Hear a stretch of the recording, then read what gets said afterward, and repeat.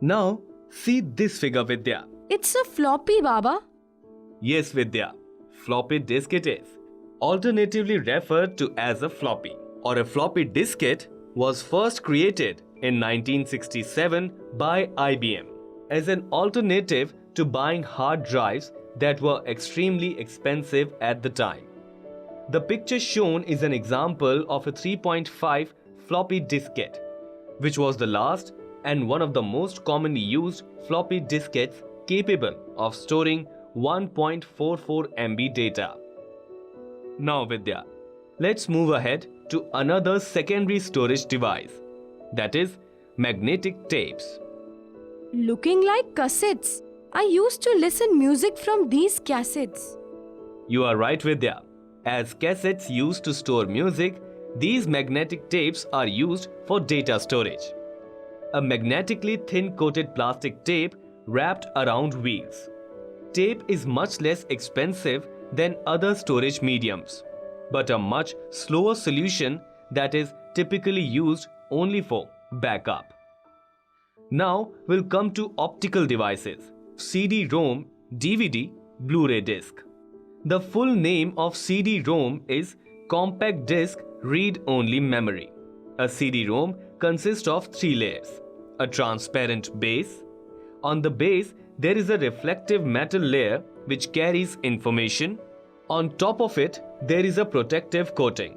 The data can be represented by binary numbers, which are made up of a series of 1 and 0 digits. This information is recorded on the metal layer. If we magnify the surface of the metal layer, we can see pits and lands in circular tracks. We use laser beam to read the data.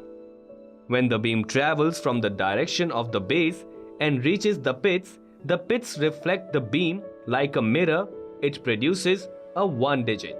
We have digit 1 at the edge of pits and digit 0 elsewhere. This is the basic mechanism of information storage and retrieval using CD-ROMs.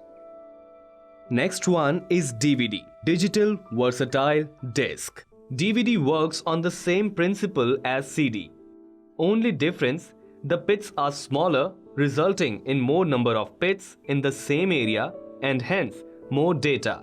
Smaller pits are created and read by using a red laser beam that makes light waves with a wavelength of 650 nanometers, 0.0000065 meters, or less than 1/100th the width of a human hair.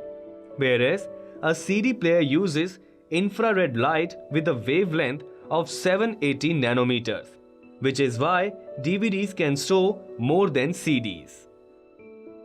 Blu-ray disc. Now, a Blu-ray player uses an even more precise laser than a DVD player, with a beam of blue light instead of a red or infrared.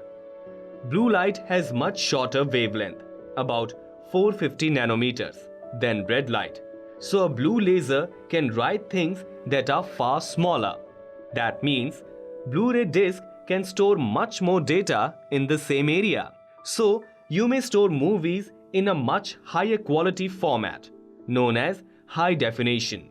Store much longer movies on a single disc, or just store more data altogether.